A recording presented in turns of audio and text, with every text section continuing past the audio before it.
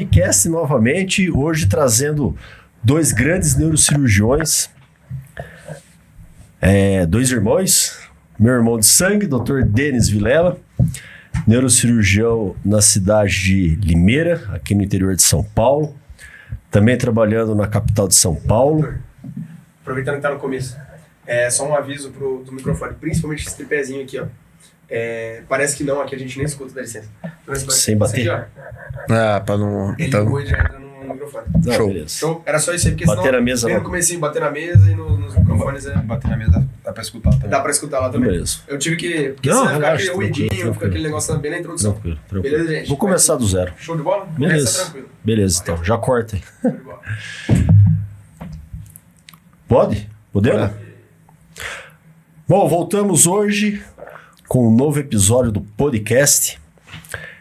Tá virando rotina já agora, hein? Tá, pegou, hein? Agora pegou. Trazendo hoje dois colegas, dois irmãos. Irmãos não existem, né? Irmãos. Meu irmão de sangue, Dr. Denis Vilela. Neurocirurgião, especialista em cirurgia de coluna, minimamente invasivo. Mora em Limeira, né? Limeira, você mora em Limeira. Consultório em Limeira, atua em Limeira, opera em Rio Claro, São Paulo, capital. E o nosso irmão de profissão, Dr. José Maurício Seturi, residente na cidade de Rio Claro, atende Rio Claro, mais em São Paulo, né? Sim. Mais em São Paulo, virou paulista. E trouxe essas duas feras hoje com amplo conhecimento e experiência em cirurgias de coluna, com que há de melhor tecnologia para cirurgia de coluna, extremamente atualizado. Inclusive vai me contar um pouco, vocês vieram da Alemanha, foram para a Alemanha esse ano, né? Isso aí. Ou seja, antes de chegar aqui no Brasil, eles já sabem o que existe de melhor, sempre na vanguarda aí das técnicas cirúrgicas. Aí eu agradeço a vinda e começa aí se apresentando um pouquinho aí e a gente começa. Primeiramente, obrigado pelo convite. É um prazer estar entre amigos, né? E a gente vai bater um bate-papo trazendo alguns casos de alguns pacientes, informando em relação à parte técnica de alguns procedimentos e tentar de uma forma mais fácil da pessoa que está querendo uma informação em relação à parte da coluna, tratamento de dores, para a gente poder mostrar de uma forma mais fácil e explicativa. Desde já te agradeço, é recíproco esse sentimento. Maravilha. Dr. Denis Vilela. Vamos lá, é isso aí. Obrigado pelo convite. Que isso, meu, casa é nossa. A gente como irmão, a gente acaba tendo contato mais amplo, né? Mas acaba tentando evitar os assuntos técnicos, né? E assuntos da profissão no dia a dia, né? E é um prazer aí, parabéns aí pelo podcast. A gente tem acompanhado, visto que tem repercutido bastante. E como o Maurício falou, a gente veio aí bater um papo, tentar agregar aí o conhecimento que a gente tem para a gente dividir aí as opiniões e os conhecimentos aí. O que eu acho mais legal, né, de vir pessoas diferentes, conversar com pessoas diferentes, é exatamente contar as dificuldades do dia a dia, né? Quem cuida de coluna, cuida de dor é difícil, né? A vida nossa é difícil no dia a dia, né? Pacientes complexos, muitas vezes dores crônicas, né? Então, a experiência das pessoas vai montando pra gente aí essa comunhão de conhecimentos e isso aí agrega para todo mundo, né? A gente trouxe alguns casos, vamos fazer um podcast legal hoje, né? Trouxe alguns casos pra gente discutir, né? Comentar um pouco. Às vezes quem tá ouvindo vai se identificar com algum sintoma aqui, alguma imagem ou algum quadro aí. Ia pedir pro pessoal começar com o slide número 1. E aí eu até deixo para vocês aí, vocês conhecem Sim. o caso mais que a gente, né? A respeito aí do paciente. Começar, às vezes, contando o que estava sentindo, quadro clínico, enfim, né? A apresentação inicial aí pra gente ir transcorrendo aí sobre o tratamento, né? Vamos lá, então. Esse caso é um caso nosso, é um caso em conjunto meu e do Denis. Essa é uma paciente jovem, é uma paciente que ela evoluía com um quadro de dor no pescoço, dor irradiada para os braços, a chamada cervicobraquialgia. Vinha num caráter limitante devido ao quadro doloroso, que foi submetida a várias terapias conhecidas, fisioterapia, RPG, pilates, terapias posturais, estava em otimização de algumas medicações, analgésicos, moduladores de dor crônico, e todas essas terapias adjuvantes no tratamento do quadro dela, ela apresentava uma refratariedade. Então, essa aqui é uma imagem de ressonância, até para a pessoa, para o público que está vendo a imagem, é uma imagem de ressonância da coluna cervical, e nessa imagem mostrava que ela tinha 2 problemas preocupantes, tá? Um problema de um disco intervertebral doente que causava uma compressão na medula. Sabe que é melhor pegar uma caneta e mostrar? Nesse quadro, mostrava que o disco apresentava uma deformidade, um desgaste articular, e esse disco apresentava uma compressão na medula, que é esse abaulamento posterior. Tanto o disco esse quanto o disco de cima apresentavam-se doentes. Essa paciente, em específico, é uma paciente atleta, é uma paciente que fazia terapias rotineiras do ponto de vista cardiodinâmico, com uma intensidade muscular do ponto de vista de sobrecarga da coluna bem evidente. Então, quando a gente vai avaliar um paciente, a gente não avalia só o exame, a gente avalia todo o contexto, né, Danilo? O que a paciente faz, o que é os hábitos de vida dela, o que ela tem feito para melhorar o quadro funcional, e a gente, como médico, tem o dever de interpretar se o problema dela justifica o quadro clínico. Então, essa interpretação clínico-radiológica, de a gente fazer um exame físico bem feito, da gente escutar o paciente no consultório, da gente avaliar todo esse quadro dinâmico, interpretativo, depois a gente tem que associar o que ele sente se é justificado pelo exame de imagem, que é a chamada a relação clínico-radiológica. Fazendo um gancho aqui, e acho que até para a gente começar tirando um pouco essas polêmicas, né? Ô Denis, quantas pessoas te mandam exames de imagem por dia no celular, né? Perguntando o que você acha, o que deveria fazer, se precisa ou não operar, né? O que é um perigo, né? Porque alterações no exame de imagem são muito frequentes, né? Assim, após os 30 anos, após os 40 anos, né, os processos degenerativos, os desgastes vão aparecendo, né? Então, assim, novamente, eu acho que queria que você desse a sua experiência, assim, da importância hoje do quadro clínico, né? De você ouvir o paciente, entender a característica da dor, ver se aquela dor realmente é compatível com o exame de imagem, justamente porque as decisões hoje, elas são muito mais importantes clínicas do que basicamente o exame. O paciente dá muita importância para o exame, né? A ressonância, a tomografia e tal. Mas eu digo para eles, o que define e o que vai levar a gente a fazer condutas basicamente é o quadro clínico, né? Isso é verdade, né? Muita Continua verdade. assim, né? Muita verdade. Eu parto da premissa, né, que degeneração da coluna é diferente de doença degenerativa. Você mesmo acabou de falar, o processo degenerativo ele é um processo natural do ser humano. Enquanto a gente está vivo, a gente está envelhecendo. O fato é que a gente não envelhece só visualmente falando. A degeneração do nosso corpo internamente, a gente não tem essa percepção. E acontece demais os pacientes passarem, de repente, com outros colegas, fazem o exame, tem uma alteração, vai para o neuro para operar. Na verdade, a gente não trata exame, a gente trata paciente. A gente não trata um disco doente, a gente trata o funcionamento da estrutura. Então, assim, como o Maurício muito bem falou, eu acho que assim, a associação, né, do relato do paciente, a história clínica do paciente, o perfil metabólico, o perfil físico dele, diário, associado a um exame clínico rigoroso, muito bem conduzido, quando você associa as imagens aos exames, o nome disso é exame complementar. São exames que complementam hipóteses diagnósticas, complementam situações para você chegar a um veredito, a um diagnóstico. E a partir dessa premissa, aí sim, dar uma conduta, seja ela clínica, seja ela cirúrgica. Quantas vezes não chegou aquele paciente no nosso consultório aqui com uma dor nas costas, uma lombalgia, faz uma ressonância, tem um disco preto, um disco desidratado, é uma hérnia. E na verdade você vai ver, ele tem uma lipossubstituição da musculatura, uma hipertrofia da articulação, que é o causador dos sintomas, e não a hérnia, a protusão por si só. Então isso assim, e não parte só dos pacientes, isso não, viu? Os próprios colegas, né?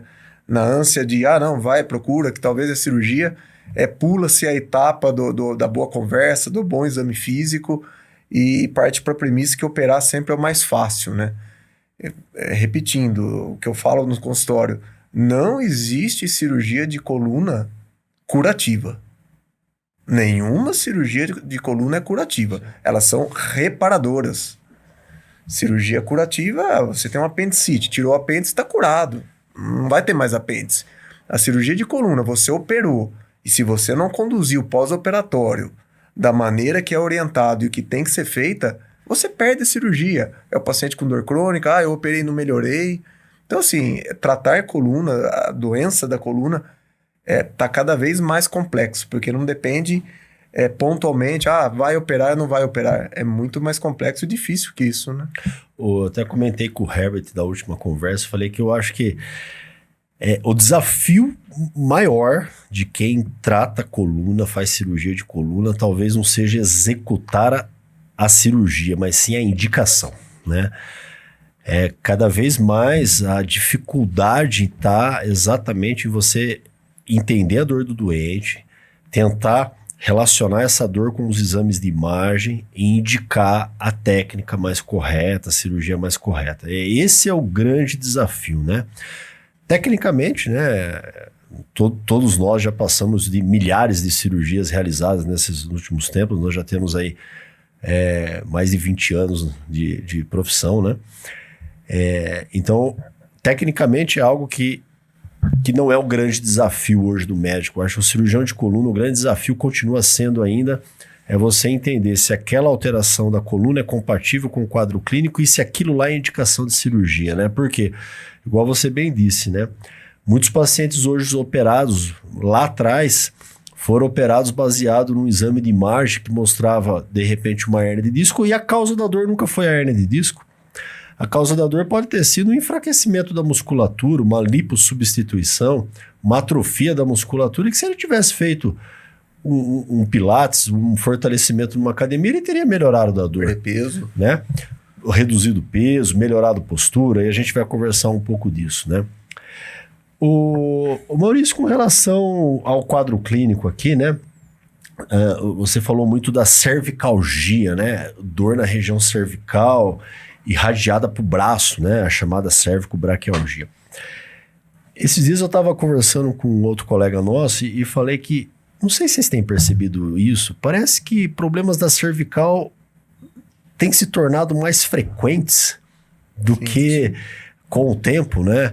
Do que os problemas na coluna lombar, né? O lombar sempre existiu, mas eu lembro que alguns bons anos atrás, parece que eu operava mais lombar do que cervical. Hoje parece que já está um pouco se igualando, né? Será que o mundo moderno, essa questão de postura, celular, home office, toda essa nova dinâmica de trabalho, as próprias crianças, né, hoje mais dentro de casa, com celular, tablet, computador, será que isso aí não são fatores de risco, né? Para começar a aumentar muito as incidências aí de problema cervical? Não sei se vocês percebem isso no dia a dia, né? Principalmente pacientes mais jovens, né? É que, na verdade, assim, a incidência é 80% de problemas lombares e 20% de problemas cervicais. O que acontece é que no decorrer do tempo, com o uso de tecnologias, tablets, telefones e computadores, fatores posicionais e viciosos acontecem. A partir do momento que uma criança muito precoce, começa a usar tela, qualquer tipo de tela, pode eventualmente aparecer uma inversão da curvatura do pescoço, que é o chamado pescoço tecnológico. Assim, quanto mais o pescoço fletido em direção ao tórax, aumenta o peso da cabeça. E essa sobrecarga articular e essa sobrecarga no disco leva ao envelhecimento mais precoce de alguns segmentos da coluna, sim, Danilo. É aquela postura, né? A gente sempre com a cabeça fletida olhando o celular, né? Tem vários esquemas. O pessoal tá me filmando, quando eu for postar, eu até vou colocar, né? O esqueminha que quanto mais fletido a cabeça, é como se um peso tivesse em cima dela, na verdade, né? assim, a cabeça numa né? posição neutra, ela pesa 6 quilos, tá? 6 quilos. Numa posição máxima de angulação do mento em relação ao tórax, ela pode pesar até 27 quilos. 27 quilos, né? Até 27 quilos. E eu lembro lá atrás, quando eu me formei, né? Que a gente achava que quem trabalhava nos portos, né, aqueles estivadores que carregavam os sacos nos barcos, né, aquilo lá era um fator de risco. Hoje o fator de risco não é esse, né, é quem tá com o celular na mão, né. Por isso chama o pescoço tecnológico, né? Não tem nada de tecnologia no pescoço, a utilização dos recursos tecnológicos fazendo com que a nossa coluna vá piorando gradativamente e pior, né? Iniciando em fases jovens, né? Porque a criança, né? Já tá com o celular na mão e já tá acumulando esse risco ao longo da vida, né? Porque as crianças estão cada vez mais dentro de casa inseridas em tecnologias, né? E menos fora de casa inseridos em atividades físicas, né? A impressão que dá é essa. E esse tipo de atividade, né? Como bem o Maurício falou, associado a uma falta de estímulo físico, acarreta uma hipersolicitação do funcionamento do eixo vertebral e acaba causando as degenerações mais precoces da coluna cervical. Então, assim, a conta realmente não vai fechar, né? Então, realmente, cada vez pacientes mais jovens vêm procurar com esse tipo de sintomatologia. Uma outra coisa também, cervical, na minha opinião, né, a principal causa de dor na região cervical, cintura escapular, né, são dores tensionais, né, dores miofasciais, né, chamadas dores musculares, né, que tem uma relação muito grande com questões de ansiedade, né, tensão, estresse do dia a dia, alteração né, do sono, né, perturbações do sono, né? Então, quando a gente está falando de cervical, né, a gente tem que tomar muita atenção com relação à parte muscular, né? Porque às vezes a principal causa da pessoa são dores musculares e não relacionado com a hérnia, né? E mesmo problemas musculares, as dores também podem dar uma irradiada pro braço, né? Mas essas dores de compressões, a irradiação do braço vem associada a alguns outros sintomas no braço também, né? Sim. Qual seria? Assim, essa paciente em questão, ela apresentava perda da força, né? Ela tinha dificuldade de pegar certos objetos, ela tinha uma fraqueza a tentar abrir uma tampa ou algo do gênero.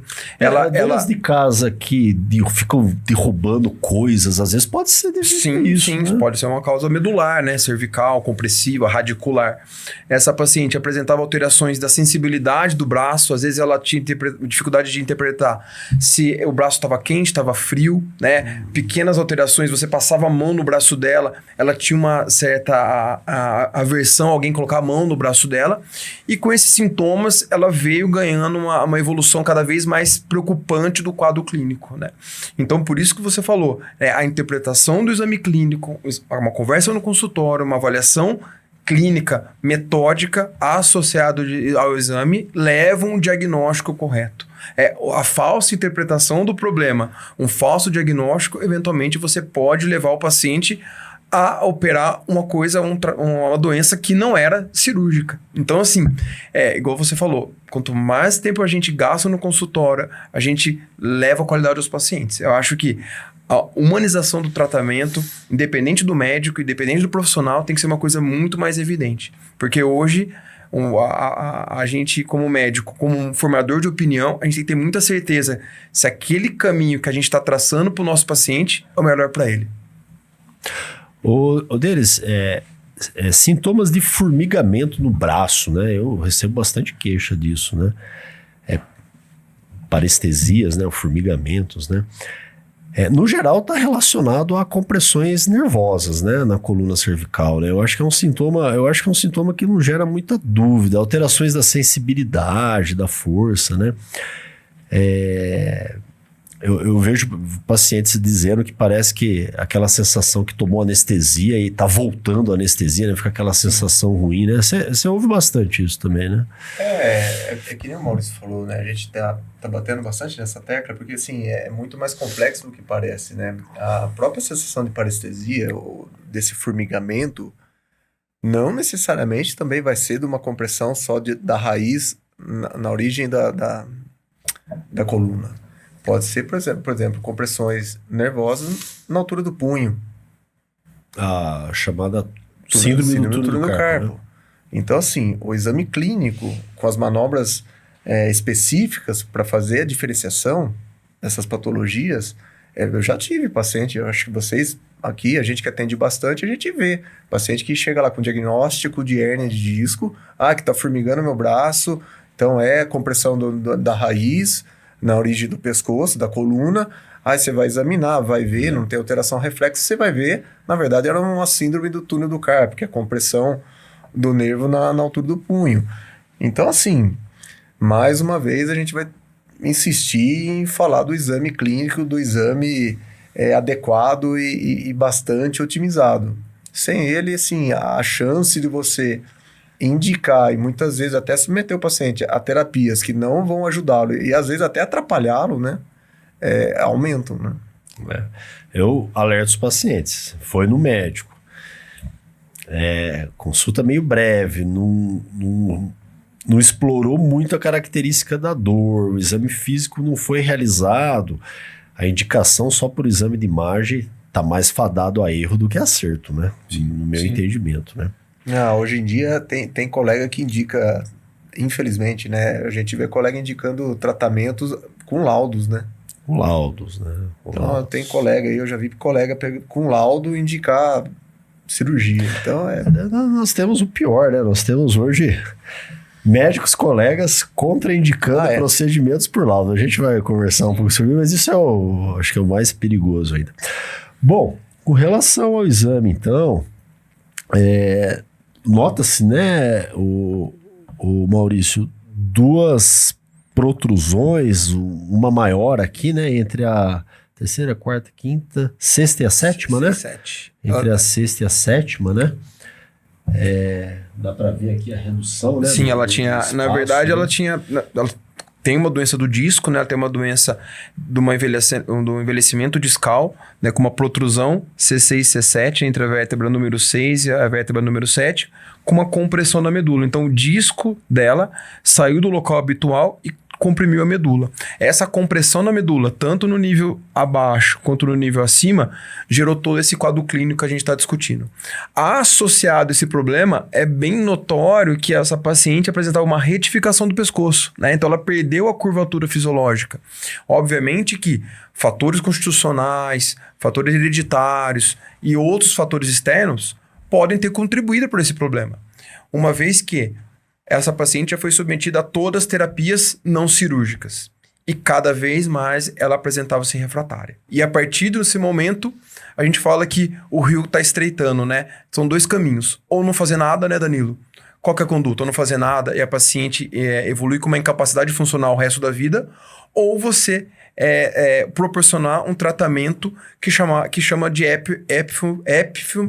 epifenômeno. O que é epifenômeno? Você tratar a paciente e mudar o curso da doença dela. Então, ele ficou nessa vertente. Ou não fazer nada, ou operá-la. Então, mediante toda essa refratariedade, a gente optou pelo tratamento cirúrgico, já que a paciente estava completamente incapacitada. E algumas vezes, ela chegava no consultório segurando o braço. Então, assim, uma paciente jovem, incapacitada, não sobrou outra alternativa de tratá-la da melhor forma. Qual foi a melhor forma? Aí a gente, nos próximos fotos, a gente discute aí. Ô Denis, o paciente que veio falando que o disco dele tá preto, né? Assim, o Maurício até falou que o disco tá degenerado, né? A gente vê que tem a herniação, né? O disco saiu. Então, a hérnia, quando o disco sai, né, Maurício? Tanto esse disco quanto de cima. Quanto de cima, né? Mas com relação... A gente vê, né, que no geral o disco ele tem que ser nessa sequência da ressonância, né, que é apoderada em T2, né? O disco tem que ser mais branco e no de cima o disco tá preto. O que acontece desde o disco preto, né? A gente tem um exemplo no disco de baixo, a esse que você está falando, que é um disco excelente. Exato. Que ele tem, geralmente, disco, ó. exatamente, essa cápsula mais escura ao redor, né? Circulando ele, que é O ânulo, né? o ânulo. E por dentro é o conteúdo, que é um conteúdo, como a gente diz, fibroelástico, né? Que a gente costuma falar para os pacientes que serve como um amortecimento, né? Como um amortecedor. E quando a gente fala que o disco está preto, é que na verdade ele perdeu essa consistência. Então ele desidratou, tá? Então ele fica com um aspecto mais endurecido mesmo, mais duro. E ele perdendo essa função, você vê, né? Atrapalha todo o funcionamento que a gente chama de biomecânica, né, da coluna. Uma vez que ele degenera e aí evolui com essas protusões, abaulamentos, extrusões, uma das primeiras coisas que acontecem é a retificação do eixo cervical. E que fica na parte que a gente fala na parte anterior da coluna. A sequência é ocasionar uma sobrecarga articular da coluna, que é a parte posterior. Então você vê, um processo degenerativo que seja focal do disco, se não tratado, se não muito bem conduzido, ele vai ocasionando outras doenças e outras degenerações do eixo vertebral. E o que a gente tem como uma doença, vamos dizer assim, limitada e focal, se não tratada, como diz o Maurício, se a gente não mudar o curso dessa doença, logo mais ela vai ter o quê? Uma compressão posterior da coluna. Aí seria um outro tipo de tratamento e outra dificuldade técnica para resolver essa situação. Mas o disco preto é isso, é quando ele desidrata e ele perde essa consistência fibroelástica do funcionamento. É um efeito cascata, né? Sim. Porque perde a curvatura, o disco degenera, o disco sai, sobrecarga de articulação, hipertrofia articular, compressão póstero-anterior. Então, assim, é uma bola de neve que o problema só vai aumentando, só vai progredindo, né? Que a função do disco, né, principalmente é a estabilização, né? Mobilidade, flexibilidade Sim. e estabilização. Se tem uma doença do disco, quer dizer que existe uma instabilidade articular. Então essa instabilidade articular gera esses fenômenos aí, efeito cascata. E o protelamento do tratamento gera consequências. Então quanto mais precoce você tratar determinada doença, melhores são as chances do paciente ter uma evolução boa do tratamento. Porque poderia ser feito uma técnica, você posterga, o paciente não opera, lá na frente aquilo que poderia ser feito já não pode ser feito mais, né? Aí você já criou uma outra doença, uma outra técnica, né? Quantos anos tinha mesmo essa paciente? Essa paciente tinha 37 anos. 37 anos, sexo feminino, né? Quer dizer, uma paciente bem jovem. E um detalhe, né? A gente fala em dor, né? Dor, né? Eu não gosto de falar para os doentes de 0 a 10 quanto que está doendo. Eu acho que isso aí não tem muita funcionalidade, né? Muita objetividade na interpretação. Mas a gente aborda muito com relação à função, né? Ou seja, o grau de disfunção que a dor ocasiona, né? Então, o que seria isso? Não só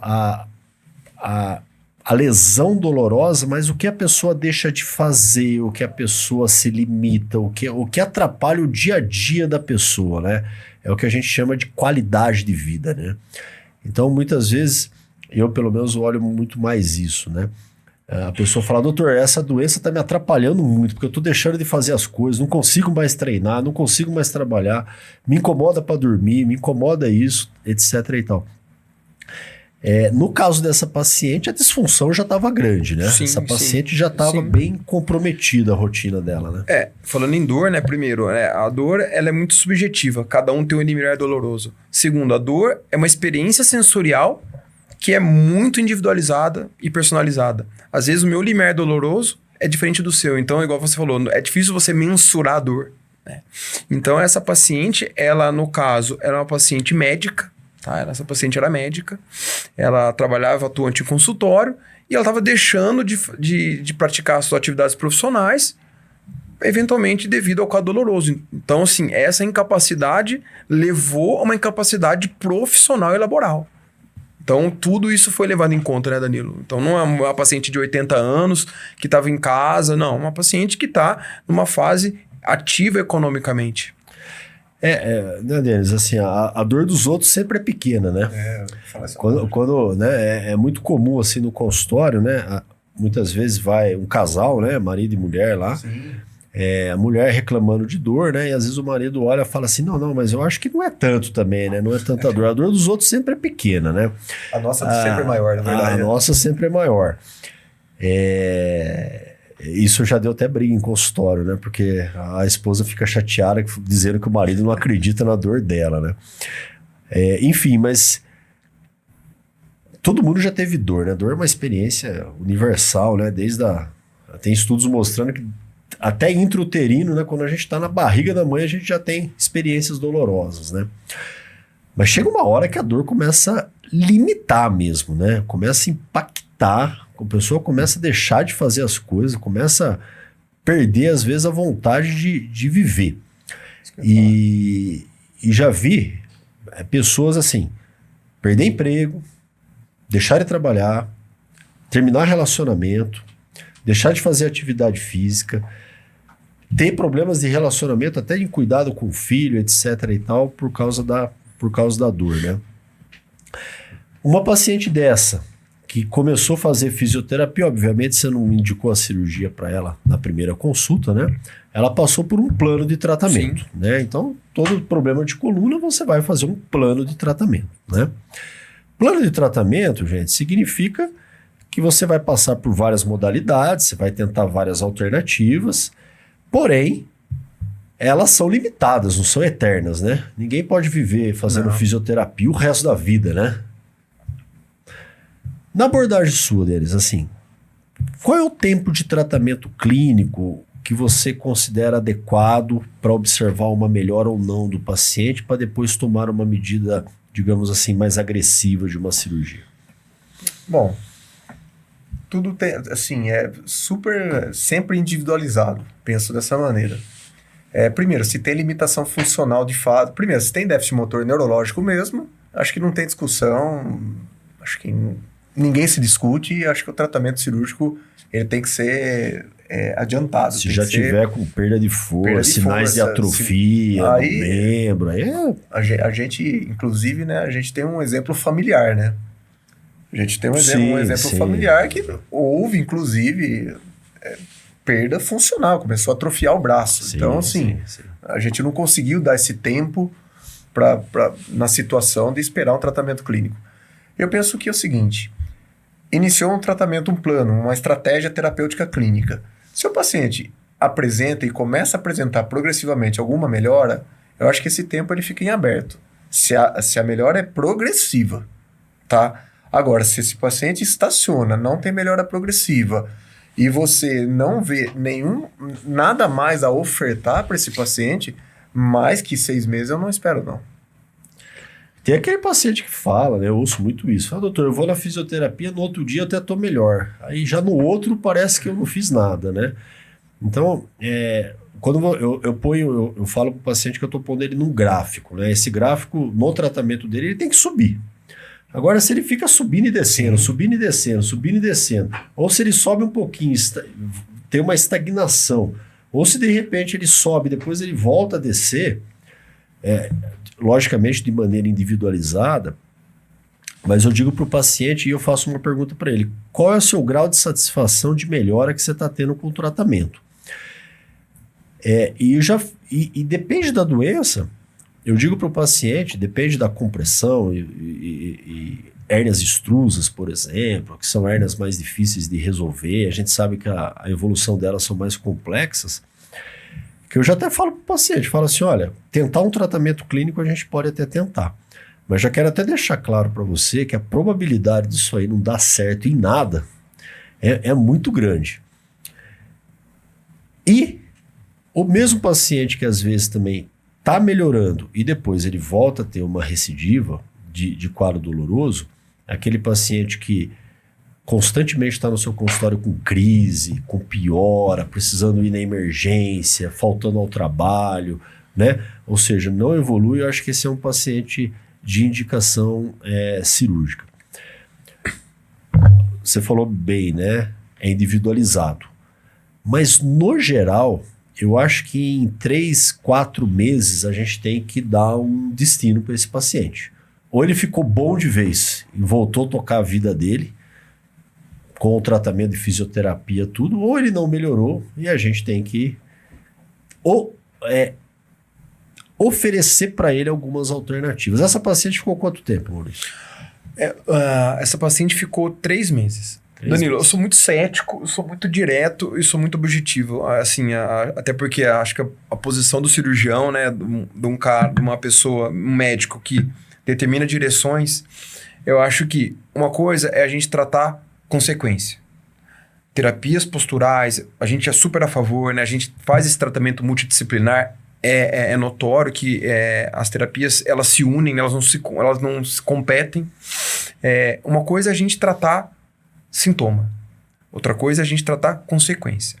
Terapias conservadoras, remédio, fisioterapia, RPG, pilates, tratam consequência.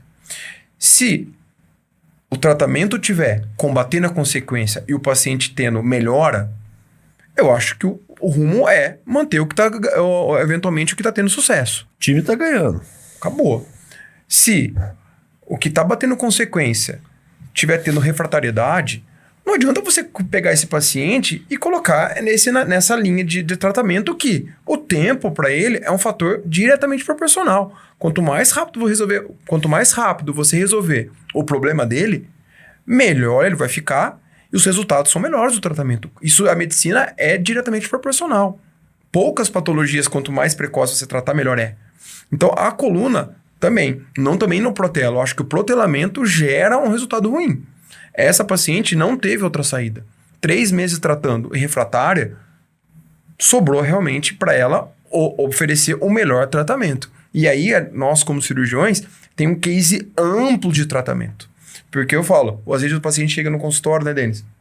Eu quero a melhor cirurgia da coluna. Depende. Cada tratamento, cada paciente, ele, dependendo da expertise do cirurgião, do case de tratamentos que o médico pode oferecer, para determinadas patologias, não tem o melhor tratamento. E às vezes não operar também é um tratamento. Então, Danilo, eu acho que é isso que é o enigma da nossa profissão. Né? A gente trazer o melhor tratamento para aquela paciente que está tentando buscar aprender nossa mão. Né? Eu falo que a mão do médico está estendida. Quem vai agarrar é a paciente. Né? Se todo mundo objetivou um tratamento consensual, porque o médico opina, o médico decide. Eu acho que o médico é um formador de opinião, sim. Mas a paciente também consente sobre aquilo ali. Todo mundo está de comum acordo, tem que ser feito. A partir daí, acho que a relação médico-paciente fica mais estreita para a gente determinar condutas prospectivas em cada caso. Mas você sabe que essa história do tratamento clínico, né? Às vezes, quando a gente tenta dar essa oportunidade de obviamente, de não partir para terapia mais invasiva, vocês já devem ter escutado também, né? O paciente que faz a reabilitação, faz o que tem que fazer e realmente você vê que o paciente é empenhado em fazer e daqui a pouco realmente recidiva e você vai lá e indica cirurgia. Aí algumas vezes você escuta, né? Pô, doutor, soubesse, já tinha operado há 6 meses atrás, há 1 ano atrás, já tinha operado antes. Então, assim, como se a gente também tivesse esse poder de prever o que vai acontecer. O que eu respondo nessas horas é o seguinte: olha, você fez tudo certinho, você fortaleceu, você ganhou equilíbrio, diminuiu sobrecarga do eixo vertebral, não ganhou? Ótimo, então com certeza o seu pós-operatório vai ser muito melhor e muito mais fácil. Então nada do que for fazer vai ser perdido. Mas realmente, você indicar a cirurgia, não indicar a cirurgia, às vezes é mais difícil do que indicar a cirurgia, né? Eu falei pro Herbert semana passada, um tempo atrás, é difícil pra gente ficar toda hora atendendo o paciente, várias vezes no consultório, né? Toma esse remédio, toma esse, faz aquilo, faz outro, né? Isso é muito mais difícil às vezes do que muitas vezes você executar a cirurgia, né? Mas você tocou num assunto importante. Eu sou muito conservador também. Gosto que o paciente passe por um tratamento clínico, até para ele entender que ele fez tentativas, aquilo não foi frutífero, não deu resultado e tal. E depois eu escuto do paciente, pô, doutor, a gente poderia ter feito isso aqui antes, né, etc. E tal. E eu digo para ele a mesma coisa, olha, foi válido. Primeiro, foi válido que você fez um preparo, que você vai ter ganho com isso. E segundo, que nós amadurecemos uma ideia da cirurgia. E você amadureceu uma ideia da cirurgia, né? Porque o pior paciente também, eu já tive isso, às vezes é aquele que você indicou a cirurgia e depois ele também questiona, pô, doutor, será que não daria para a gente ter tentado sem cirurgia, né? Obviamente que sempre fica essa dúvida, porque não se tentou, né? Mas é um desafio, né? Muito. É um desafio e é difícil para todo mundo. Mas nós somos consultores. A consulta médica é uma consultoria. Nós estendemos a mão, damos opções, agora sempre a decisão, o caminho, quem pega é o paciente, né? Exatamente. O paciente é o Também opina, dono das coisas. Nós estamos falando aqui de doenças degenerativas que não são doenças oncológicas, né? Não são um câncer aqui que a gente tem que fazer isso e acabou, né? Nós temos aqui doenças que é possível ainda decisões que cabe muitas vezes um consentimento entre o médico e o paciente. O médico pode sugerir coisas, sugerir caminhos, o paciente tem que entender o caminho que ele vai pegar e a gente caminhar junto com esse paciente. E pode ser que durante o percurso do tratamento a gente mude o rumo. Começamos com o tratamento clínico, ele não funcionou, a gente mudou para a cirurgia, né? Enfim. E aí, 3 meses depois, eu acho que o paciente... Refratária, dor incapacitante, déficit funcional. E aí que a gente optou por um tratamento cirúrgico. Doutor, qual a cirurgia? Danilo, eu sou muito enfático. Hoje, se pacientes jovens, musculatura boa, espaço discal preservado, pacientes que fazem atividade física constante, o melhor tratamento é o que a gente vai mostrar no próximo slide. Sim, o melhor tratamento é retirar o disco doente e colocar um disco novo artificial, que é a chamada artroplastia cervical. O advento da artroplastia cervical mantém a mobilidade da coluna, mantém os outros discos estáveis, evita a doença do disco adjacente e o mais importante, mantém toda a anatomia cervical preservada, do ponto de flexibilidade, mobilidade, fazendo que a paciente passe por esse problema com menos trauma possível e caminhe depois da cirurgia do ponto de vista de funcionalidade com quase 100% de reabilitação. Hoje essa paciente tem uma vida normal, né? Foi operada e segue uma vida natural. Como o Denis falou, ela não foi curada do problema porque ela não ganhou uma coluna nova, mas ela foi reparada de um problema grave que vinha em evolução constante. Eu acho que a medicina caminha exatamente para isso, para a gente cirurgicamente tentar restituir o máximo de igualdade daquela estrutura que ficou doente, né? Durante muito tempo, as cirurgias de coluna eram cirurgias que nós chamamos de artrodese, né? De fixação, ou seja, a gente ia pegar um segmento que foi desenvolvido para ser móvel, ter mobilidade, e a gente fixava ele, artrodesava ele. E as técnicas vêm mudando isso, e a cirurgia de artroplastia, que ela é nova no rol também, né? Não é, No rol é nova. No rol é nova, né? Ela realmente vem com essa ideia, exatamente, da gente manter mobilidade, evitando que outras estruturas piorem também, né? Artroplastia, acabou a artrodese deles? Ou ainda existe, né? Não, o tratamento é individualizado, né? Alguns pacientes chegam e falam, doutor, vi essa técnica, vi isso daqui, vi isso ali, pesquisei, é mais moderno, é melhor, tem melhores resultados, mas muitas vezes a doença do paciente, estruturalmente falando, não permite que essa técnica seja aplicada, né? Então, assim, não dá, é cirurgia de coluna, a gente... acabou aquela história de tratar a doença, você tem que tratar a estrutura da coluna. Ou seja, qual é a técnica aplicada em determinada situação que você tenta devolver, reparar aquela situação e devolver o funcionamento mais próximo possível da normalidade da estrutura da coluna. Você vê, a doença, é uma doença de 2 discos. Na verdade, é uma doença da coluna. A coluna dela não se resume a 2 discos. Então, quer dizer, se a gente optar por uma técnica a qual você pensa em tratar apenas 2 discos e esquece do funcionamento da coluna, existe uma chance grande, mesmo ela se cuidando, de evoluir com doenças de outros segmentos da coluna. Então, não se trata, doutor, eu vim aqui que me encaminharam, tem uma hérnia, quero tratar a hérnia. Como é que... falo isso porque hoje em dia a gente tem muito recurso, muitas oportunidades. E em medicina, a gente sabe que funciona também como moda. Lança-se, começa a utilizar uma técnica, parece que todo mundo só quer fazer aquela técnica e só aquela técnica é boa, é mais moderna, é menor corte, só que não é assim. Eu acho que não existe uma técnica melhor que a outra. São técnicas que se complementam e dependendo de cada paciente, a gente avalia qual vai ser a melhor técnica para aquela paciente. Então, acho que o rol, né, como você falou antes, era só fusão, só artrodese. Não se tinha outra opção. Né? Hoje não, a gente tem uma gama, uma opção grande de terapias ofertadas cada vez menos invasivas e que a gente consegue resolver não só o problema da doença, mas como da funcionalidade da coluna. Perfeito. Pode mudar o slide aí, por o número 2? O Maurício, bom, agora eu estou trazendo já o exame de imagem pós-operatório, né? Pós-operatório imediato. Então esse é um resultado da cirurgia. Eu ia pedir para você comentar um pouco sobre como é feita a cirurgia técnica, né? O dispositivo que está implantado, né? Eu já vejo aqui que a curvatura dela voltou, né? Melhorou.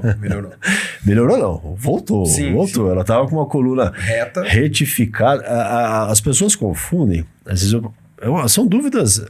Quem escuta a gente são pessoas, né? Pessoas comuns, não são médicos, né? Mas às vezes eu falo para a pessoa, sua coluna está retificada. A pessoa fala, doutor, mas não é bom isso, né? A coluna está reta, não tem desvio, né? Você até trouxe a coluna aqui, então quando a gente olha de lado a coluna, no perfil, a coluna tem que ter as curvaturas dela, né? Ela tem que estar reta quando a gente olha no plano frontal, né? Então, no caso da cervical, no exame anterior era uma coluna extremamente retificada, o que não é bom, porque isso sobrecarrega estruturas articulares, e aqui a gente já vê que a curvatura dela melhorou bastante, né? Me conta aí, me conta o seguinte, o pessoal tá curioso, vocês dois vão falar, só vou ouvir.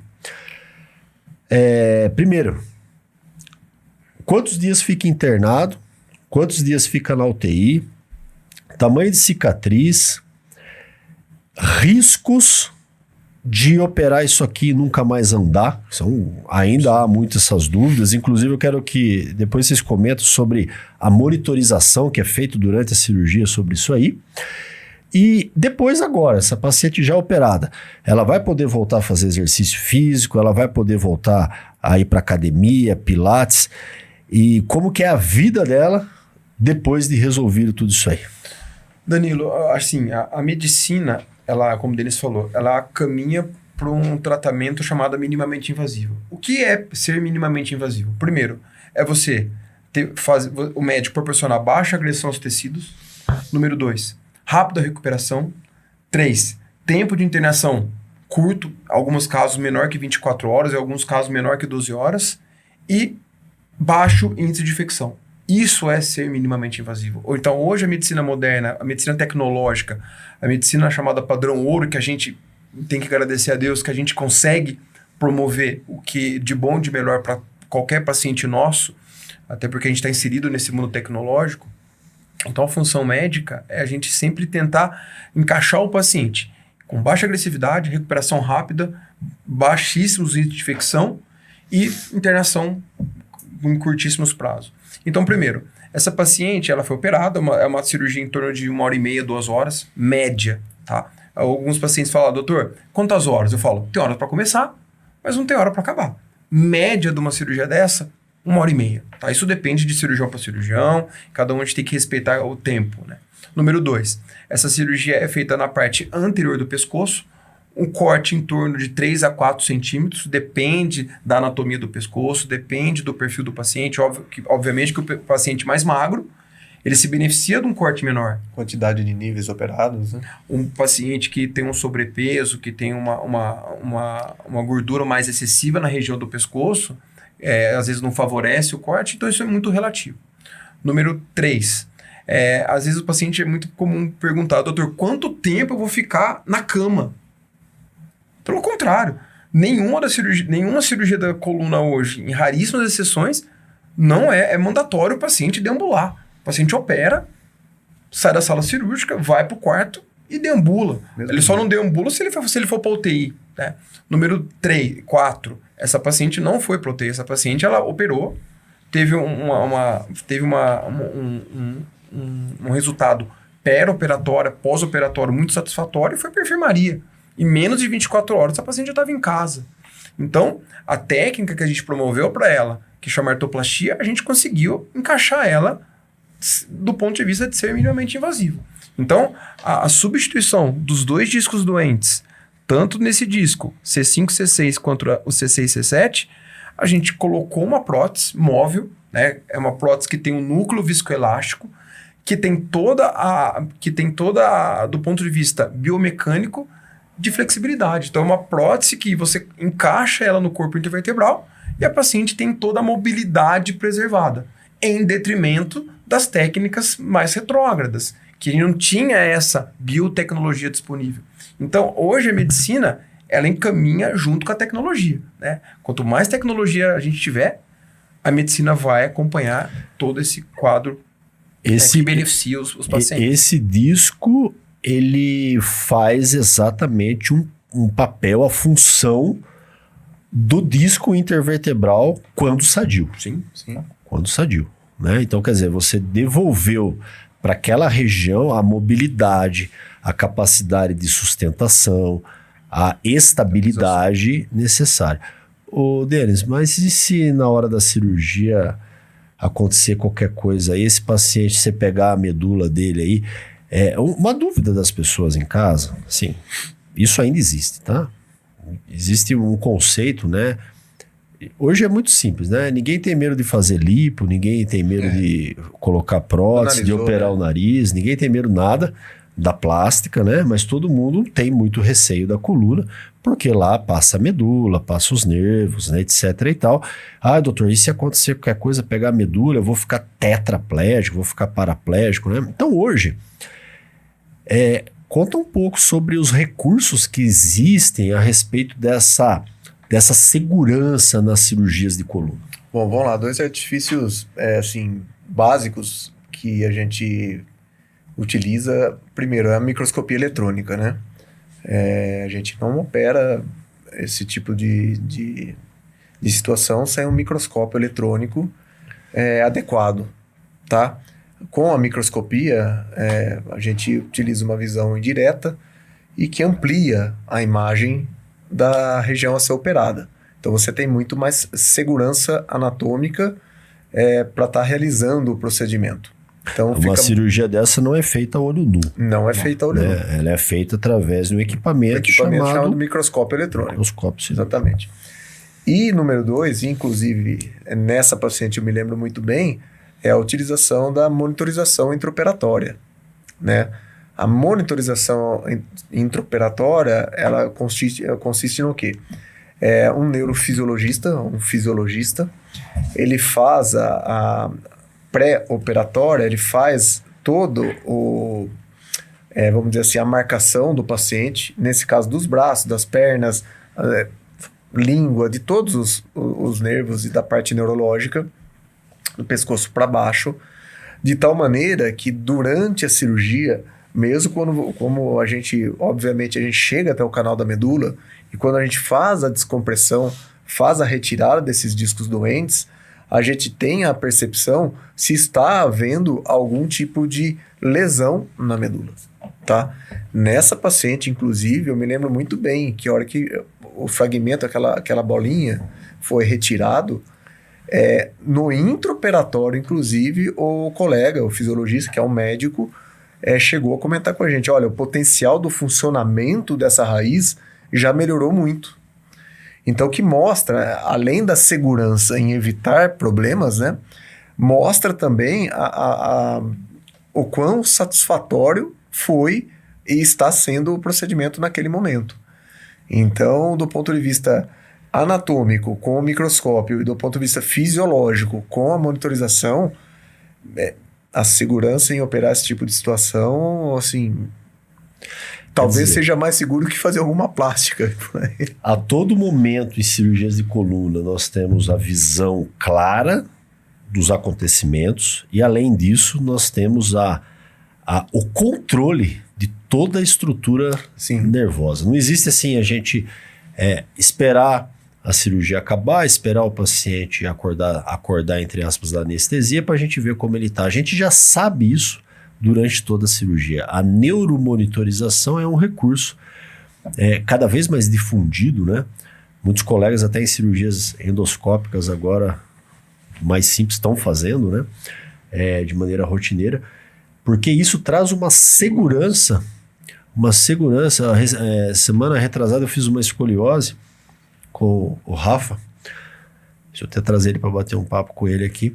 É uma cirurgia extremamente grande, né? Uma cirurgia de deformidade, né? Então, como é gratificante a gente fazer toda a cirurgia e dar o último ponto na pele, a monitorização falar pra gente assim, ó, tá tudo igual como começou, né? Então, assim, não teve nenhuma lesão, né? Não teve nenhuma lesão, né?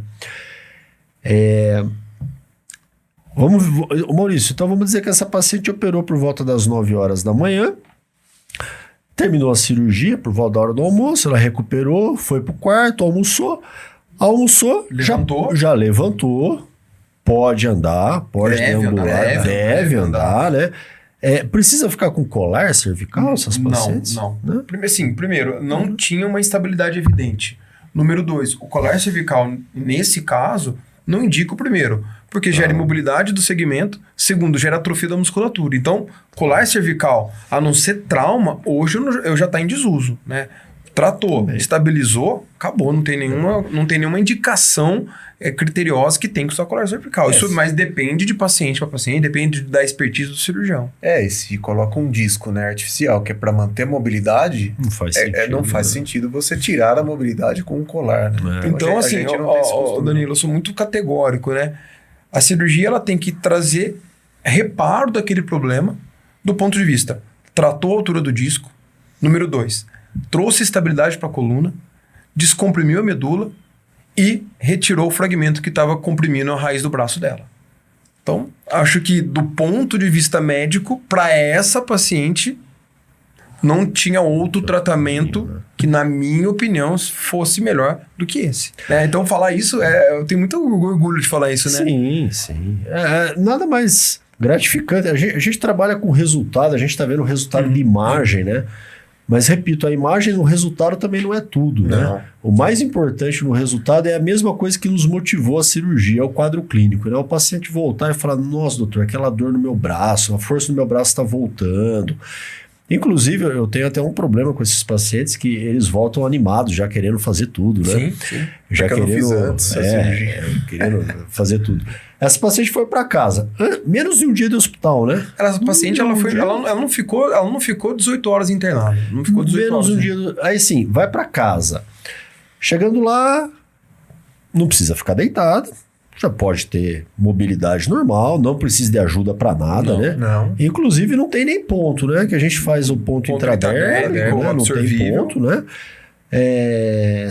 Enfim, e aí gradativamente tem um repouso relativo, né? De qualquer tipo de cirurgia, independente de qual for, né? Só não pode fazer esforço físico extenuante, a gente evita dirigir nos primeiros 15 dias, mas a vida social continua. Chamou ela para ir no restaurante, ela pode ir. Essa paciente teve um churrasco de confraternização, ela pode ir. Enfim, a vida não para, falou os pacientes, né, Danilo? Só não pode fazer algo que seja prejudicial. Não pode ir no churrasco e nadar, né? Molhar, né? A gente fica puxando para trás. Tomar sol, né? Esses dias eu peguei uma paciente, eu fiquei rindo. Fiz uma lombar nela, fazia 15 dias, né? E aí ela tava indo embora, ela toda assim, meio constrangida. A filha falou, não, pede pro doutor, fala pro doutor, né? Eu falei, fala, fulano, o que que a senhora tá querendo? Ah, doutor, sabe o que é?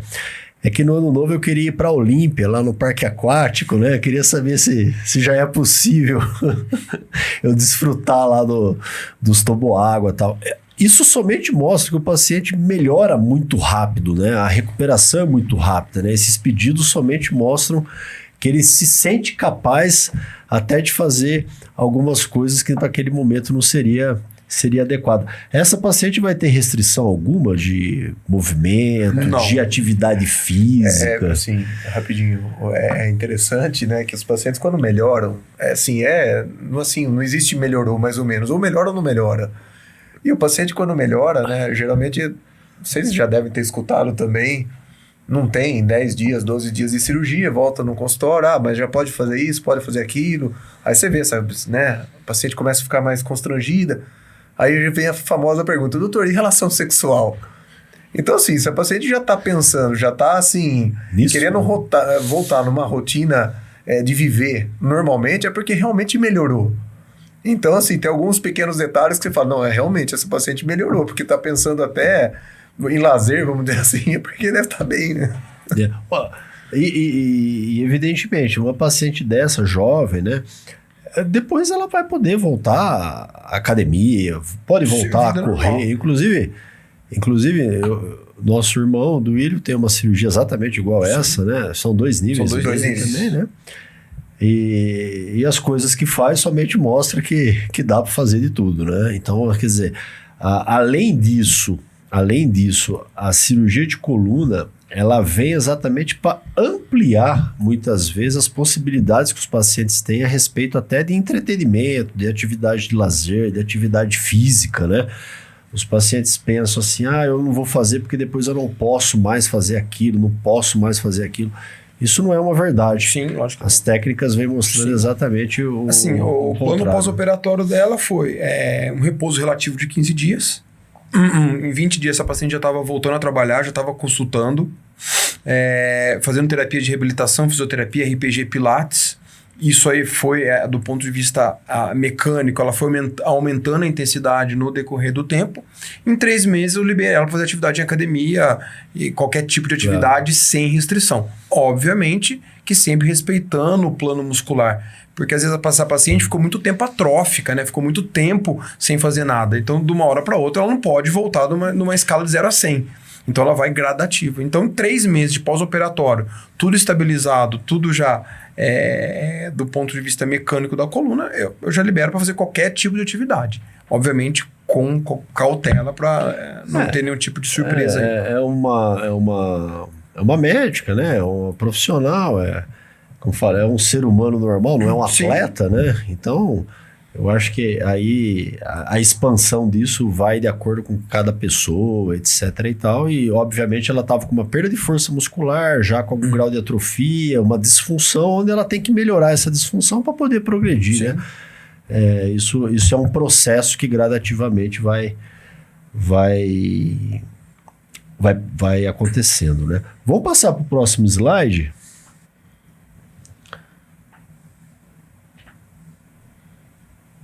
Essa tá pior, hein, Denis? Tá bem pior, né? Conta aí pra gente aí, ó. Vamos lá. Então, você vê, são pacientes, é o mesmo exame, embora não pareça, é o mesmo exame, que é uma ressonância de coluna cervical, também vista lateral, né? Onde a nuca está aí pro seu lado, isso, e a parte da mandíbula do rosto está na frente.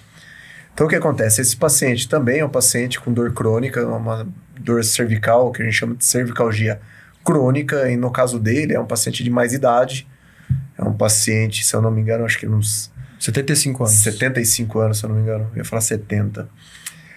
Então ele tinha um quadro de dor cervical crônica e que depois nos últimos tempos, acho que um ano e pouco antes de passar comigo, evoluiu com um quadro também de dor nos braços. No caso dele foi dor nos 2 braços.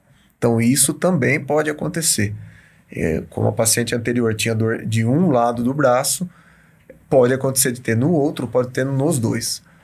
A dor evoluiu em caráter também excruciante, associado também aos famosos formigamentos e parestesias. Esse paciente tratava com outros, chegou a fazer tratamentos com outros colegas, usou os chamados moduladores de dor, ou seja, ficou muito tempo tratando a consequência do problema. O paciente que... A consequência do problema é as dores. Não existe remédio, não existe química para causa, tá? Fala para os pacientes. Degeneração de coluna são 2 tratamentos. Tratamento cirúrgico, tratamento clínico. O tratamento clínico não existe remédio. Tratamento clínico, entenda-se, reabilitação física. Ah, mas tem um monte de remédios. Sim, existe um caminhão de remédios e oportunidades terapêuticas medicamentosas. Todos esses remédios são para consequência do problema e não para a causa. Esse paciente, infelizmente, até chegou em mim depois que ele evoluiu com um quadro de dificuldade para andar.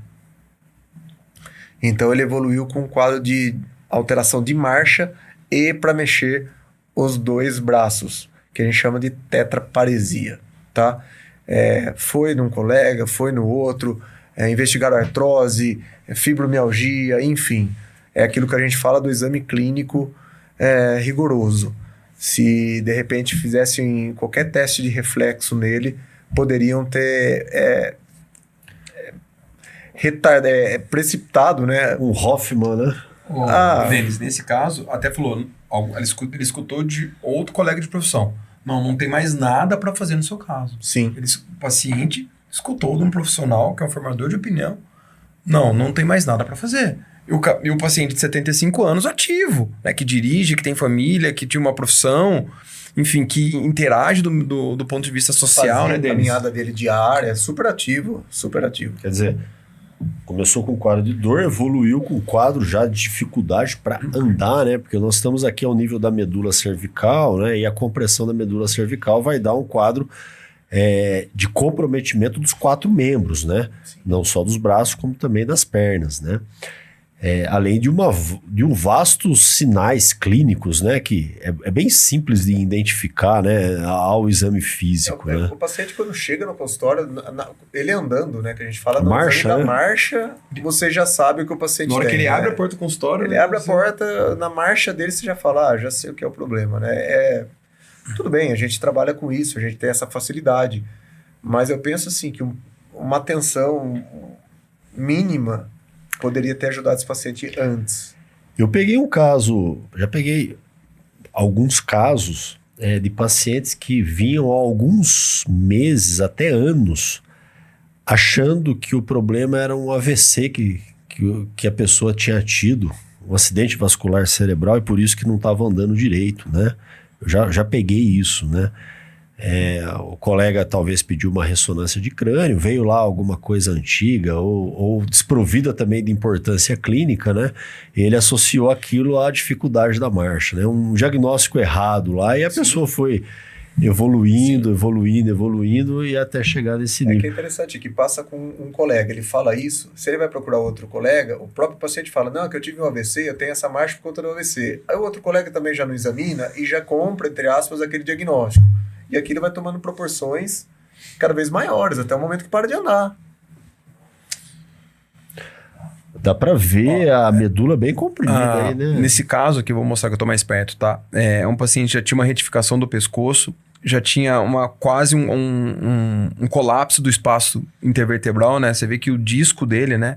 Tanto esse quanto esse, já teve uma perda do espaço discal e uma compressão discostofitária, né? Então, é chamado bico de papagaio, né, Danilo? Que todo mundo conhece, as pessoas interpretam dessa forma. Existia vários bicos de papagaio, né?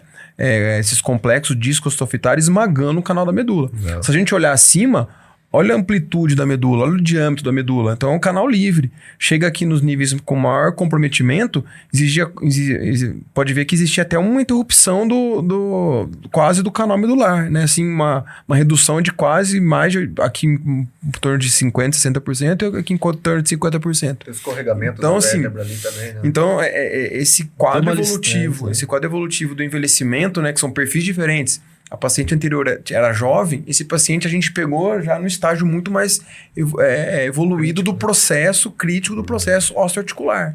Você vê Medular, que né? na anterior o disco estava escuro, mas Sim. tinha a altura preservada, né? Nesse aqui tá praticamente o popular osso com osso, Sim, né? sim. Ou seja, o que significa isso? Que o disco praticamente não existe mais, né? E aí, o corpo tentando resolver isso foi ocasionando uma neoformação óssea, né? E a neoformação óssea foi causando... Aumentando o volume do osso, aumentando o volume dos ligamentos, né? formando os osteófitos, né? Os populares bicos de papagaio, e junto com a saída do disco vai comprimindo a medula, né? E perfis diferentes. Nós falamos de uma moça de 30 e poucos anos e agora um senhor de mais de 70 anos, né? Mas, 70 anos não dá pra fazer nada. Já tem idade. 82, né, dele? 84. 84 Tô anos. vendo, eu tenho Com saúde boa. Saúde boa. Mas é um conceito, né? As pessoas acham, doutor, ele é muito idoso para fazer uma cirurgia de coluna, Eu né? falo assim, então também não pode fazer o exame. Então assim, mas isso é totalmente desprovido de ciência. Assim, eu tenho pacientes próximos dos 90 com canal estreito lombar, onde um paciente totalmente funcional, etc e tal, e estenose de canal é uma doença extremamente Capacitante. incapacitante e com bons resultados clínicos, né? Você descomprimiu melhor.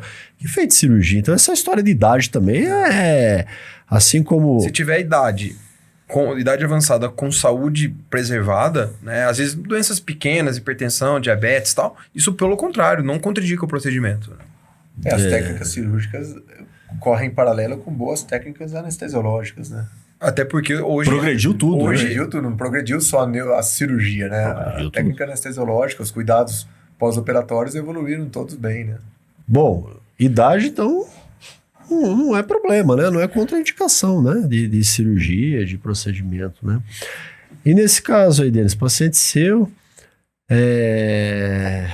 teve uma proposta, né? Uma proposta de tratamento cirúrgico. né? Não, nesse caso, como a gente falou, né? Como já tinha um déficit, uma lesão medular com uma dificuldade e uma perda da motricidade, nesse tipo de situação... É imediato. É imediato.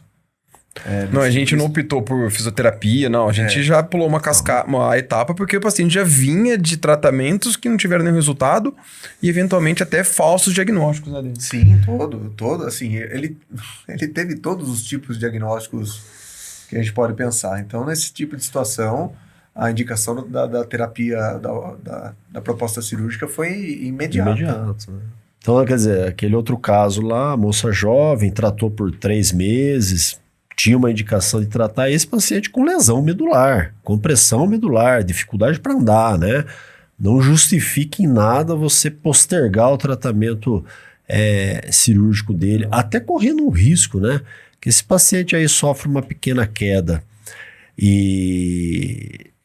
queda da altura mesmo, né? Por dificuldade de andar, a medula vai se chocar contra essa compressão e aí sim ele vai ter um desfecho trágico aí, né? A respeito disso, né? Na verdade, inclusive, eu particularmente, quando vou indicar esse tipo de cirurgia para esse tipo de situação, uma das coisas que eu deixo bem conversado, não só com o paciente, mas com todos os familiares, que é o seguinte: uma vez instalada a lesão medular, existe uma chance razoável de você ofertar a cirurgia, fazer a cirurgia e o paciente não melhorar. Ah, poxa, mas então por que opera? Exatamente para não piorar. Lesão medular, vamos fazer um paralelo com o AVC, com o acidente vascular cerebral. Uma vez que você tem uma lesão no cérebro, pode ser que aquela área lesionada não recupere e você perca a funcionalidade mesmo. Sim. Então, a lesão medular não deixa de ter a mesma proporção. Pode ser que você opere e o paciente, mas vai voltar tudo? Não sei. Mesmo com a monitorização intraoperatória, a gente não tem essa certeza, não tem como afirmar isso. Muitas vezes, o que acontece é que durante a cirurgia, enfim, depois a gente vai falar o que foi feito, com a monitorização intraoperatória, não houve piora. Então quer dizer que não vai melhorar? Não. Aí sim, depois com as terapias, com os estímulos, aí ele pode evoluir com melhora. Mas a indicação é para evitar, não tenha dúvida que é para evitar o desfecho trágico, né? E outra, a medula estando solta, estando descomprimida, um fisioterapeuta é capaz de conseguir ganhos funcionais para esse paciente, né? Então, realmente, né, em casos de compressões medulares, recuperações são sempre interrogadas. Mas na imensa maioria das vezes os pacientes melhoram, né? Principalmente a marcha, consegue né? reabilitar, Principalmente a marcha, né? Melhoram, né? Eu sempre gosto mais de operar quando tem mielopatia compressiva do que quando tem radiculopatia compressiva, né? Porque é satisfatório e o paciente reconhece melhor os ganhos que ele tem, né? Porque dificuldade para andar, né? Sensibilidade, alterações esfincterianas, né? Muito pode acontecer. O paciente reconhece, o que às vezes não reconhece são os familiares, né? Doutor, mas vai recuperar mais? Então é bom deixar bem conversado, porque é diferente daquela outra circunstância. Aqui a gente já tem lesão medular. Sim. E isso aqui é grave. Isso aqui é uma doença grave, tá? Embora os tratamentos ofertados, mesmo que minimamente invasivos, a gente tenha ótimos resultados, a gente não pode deixar de alertar o quão grave isso aqui é, né? Bom, e nesse caso aí, Denis, qual foi a proposta de vocês, né? Vamos até passar o slide, né? Vamos ver se o pessoal passa lá. Para vocês contarem um pouco. Então, aqui já é a radiografia de controle, né? Sim. Então, o exame pós-operatório, né? Eu queria que vocês, né, contassem um pouquinho de qual foi a técnica empregada, de qual é esse dispositivo e da mesma forma como é feita a cirurgia, quantidade de dias internados, tal. Podemos fazer de maneira meio rápida, mas como é um senhor de mais idade, as pessoas ficam curiosas, né? O que vai acontecer com meu pai lá de 70 anos operando coluna, né? Preciso arrumar uma equipe de cuidadores para ele em casa, né? Uma cadeira hospitalar e tal. Então, conte um pouco aí. Bom, a técnica foi também a via que a gente chama de via anterior, faz pela frente, na região do pescoço. Tecnicamente falando, é praticamente a mesma cirurgia do que foi realizada na cirurgia anterior. Então, obviamente que tem tecnicamente é mais complexo, é mais difícil, até por ter a perda da altura e toda uma alteração estrutural desses discos intervertebrais. Então, cirurgicamente é mais complexo. Mas a proposta foi qual? Retirar o resto dos discos intervertebrais nesses segmentos, para tentar restabelecer, inclusive, a altura, tá? Então, o que a gente fez? Retirou esses discos, fez a descompressão do canal da medula. Maurício, faz um favor para mim, aponta ali onde está a medula. Medula tá aqui atrás, ó. Então, a gente chega até o restante, até o começo do canal medular, faz toda a extração, a retirada desse resto de disco que tem, tenta fazer o que a gente chama de drilagem, né? O desgaste daqueles bicos de osso, dos bicos de papagaio, porque eles também contribuem para a diminuição do canal da medula. Estando limpo, a gente introduziu esses dispositivos que a gente chama de cage, tá? Que são dispositivos intersomáticos. Diferentemente da prótese, eles não têm mobilidade. Poxa, mas então por que não se colocou prótese, né? Para manter mobilidade. Primeiro que o paciente já havia perdido a mobilidade, porque ele tem o que a gente chama de artrose das articulações da coluna. Já era um pescoço rígido, né? Já era um pescoço rígido. Então, se você coloca uma prótese, você, na verdade, perde a prótese. Porque se a função dela é manter mobilidade e ele não tem a mobilidade, então não faz sentido você agregar esse tipo de dispositivo. Então, a gente coloca esses dispositivos rígidos, de tal forma que, como dá para ver, devolveu também a lordose, né, a curvatura da coluna cervical, e restabelecendo aí os espaços dos discos intervertebrais. Quer dizer, naquela anterior nós tínhamos objetivos de descompressão e manutenção de funções fisiológicas, né, de mobilidade. Nessa nós temos um objetivo primordial de descompressão das estruturas nervosas da medula, melhora do balanço sagital, você melhorou a curvatura da coluna, ganhou espaços nos discos, mas a mobilidade aqui já não é tão importante quanto um paciente mais jovem, né? Não. Até quando a gente vai fazer a escolha, né, no próprio hall, no próprios protocolos que nós usamos, né, a escolha da prótese discal da artroplastia, ela acaba sendo vinculada a pessoas mais jovens, Sim. né? Pessoas mais jovens, com menos doenças degenerativas, né? Então nós temos praticamente doenças parecidas na coluna cervical, umas em graus mais avançados do que outras, duas técnicas cirúrgicas semelhantes, que Com o mesmo propósito, né? A técnica é a mesma, a cirurgia é a via anterior. Esse senhor não precisou ir para a UTI, acredito eu. Não. Foi para casa no outro dia, Mesma não precisou ficar acamado, não precisou ficar de repouso, né? Muito pelo contrário. Porém, os objetivos lá dentro eram um pouco diferentes, né? De fato, ele evoluiu com bastante. Ele voltou a jogar tênis. O Danilo, mas Acredito. é engraçado, né? Se a gente falasse que essa cirurgia poderia ser feita há 15 anos atrás, né? Porque hoje, né, tem esses dispositivos, né? Esses dispositivos que você consegue deixar ele sozinho, né? Que chama stand-alone. Antigamente existia placas, parafuso. Antigamente as técnicas significa colocar uma placa de cima até embaixo, né? Com índice de insucesso. Tirar o osso do quadril, né? Às vezes tirar osso do quadril para colocar enxerto ósseo, né? Então a gente está falando numa cirurgia. Se pegasse um neurocirurgião no início dos anos 2000, seria impossível fazer. Então hoje é uma cirurgia super plausível porque os materiais também estão em pleno desenvolvimento. Então traz uma cirurgia segura. Uma dúvida, as pessoas perguntam quanto tempo dura essas próteses, né? Eu falo que às vezes vai estar lá a pessoa vai ser enterrada, vai sobrar o cabelo e vai sobrar a prótese. Porque, diferentemente, né, as próteses de quadril e de joelho, elas têm um ciclo, né? Tem um tempo de duração. Essas próteses aqui, elas são infinitas, né? São próteses de boa qualidade. As próteses mais modernas, você colocou lá uma vez, aquilo lá vai ficar o resto da vida, né? As placas, por exemplo, né? Quantas placas quebravam, né? Deslocavam, soltavam. Dor cervical, dificuldade para engolir, né? as placas... placas de perfis altos, né, na época, né? Então, assim, eu acho que a tecnologia hoje veio não só com a técnica, mas com o desenvolvimento dos materiais, né? Por isso que a gente insiste, né, com o paciente, que a gente quer usar as coisas melhores, os resultado da cirurgia melhores. Depende do material. Tudo depende disso, né? Mas ficou muito bom o aspecto mesmo, né? Então, quer dizer... O paciente havia sido condenado, né?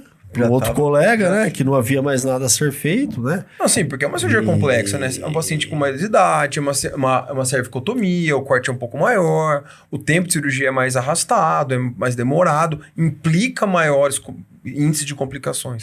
Mas não é só por isso que você fica cego e fala, não tem nada pra fazer. Tem tudo pra fazer. E aí tá o resultado. Bom. Vamos passar o slide? Vamos passar pro outro? Eu acho que já é... Eu acho que a gente tem... esse aí bacana agora aqui. Na verdade, nós não temos, né? O pré, né? Pré-operatório. Pré não tem, né? Mas... Bom, agora, esse caso da cervical... Vou deixar vocês contarem um pouco a história, mas é um caso misto, né? Então, nós temos aí um caso de artrodese com artroplastia, né? Uma cirurgia combinada, né? Esse aí já é um resultado pós-operatório. Então, vocês usaram o cage rígido e entre o cage rígido me parece que tem um disco artificial no meio, né? Então, com certeza é possível esse tipo de cirurgia que vocês fizeram, é possível. E aí, conte um pouco desse caso aí, a idade do paciente, o que sentiu e por que a escolha disso, né? Por que a escolha disso, né? Inclusive, esse paciente a gente operou ontem. Foi embora hoje.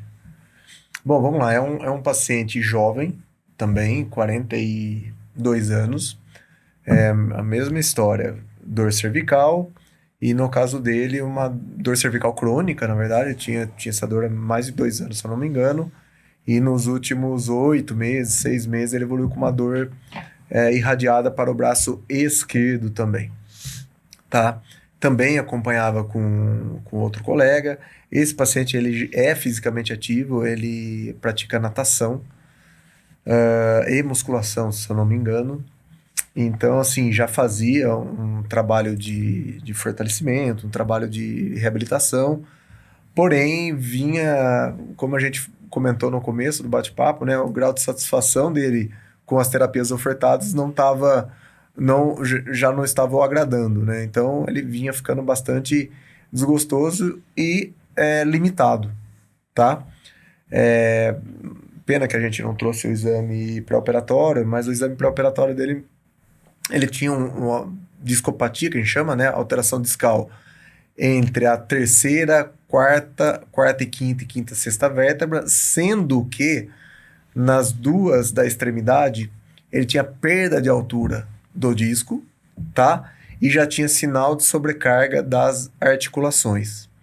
O disco do meio, ele preservava a boa altura do disco, embora tivesse a pior hérnia era nesse nível. Porém, ela era uma hérnia migrada que invadiu o canal, porém manteve boa anatomia do disco.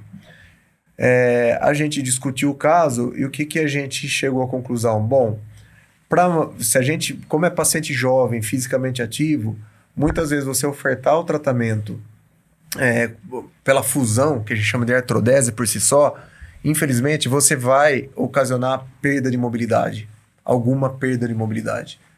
Por mais que ele mantenha as atividades funcionais dele, infelizmente a fusão das vértebras acaba limitando a movimentação da coluna cervical, do eixo cervical. Então o que a gente optou? Por fazer o que a gente chama de uma técnica híbrida, que é a artrodese com a artroplastia. Então o que a gente fez? O nível o qual ele manteve e mantinha a altura do disco, ou seja, que era pertinente e era indicado se colocar um disco móvel, a gente ofertou esse disco móvel, e nos outros, como já tinha perda da altura discal e não era compatível com a indicação da prótese, a gente fez o quê? O tratamento com a fixação e artrodese. Obviamente, que vai ter alguma perda de limitação? Vai, mas com a prótese, essa perda é bastante reduzida. Então, funcionalmente falando, esse paciente vai ter muito menos desgaste e repercussão futura do que um paciente que tivesse feito 3 níveis aí, que seja de uma fixação única, entendeu? Até um tempo atrás ia ter que colocar 3 queijos rígidos aí, né? Então, você colocar a prótese no centro, né? Você vai distribuir carga, né? Nos 2 blocos que vão artrodesar para cima, né? E queira ou não queira, o ganho funcional de mobilidade e tal. Como foi melhor, bem né? central, né? O ganho funcional dele praticamente vai ser total, né? Então a perda dele vai ser mínima. Né, Maurício, a escolha, né? Nós temos 3 casos, 3 condições clínicas diferentes, a mesma região da coluna, né? Lembrando, nós estamos falando já há algum tempo aqui da mesma região, não mudamos a região da coluna ainda, né? São 3 pacientes com idades diferentes, clínicas diferentes e técnicas diferentes, né? Eu acho que só mostra que cada paciente é uma história própria, né? Sim.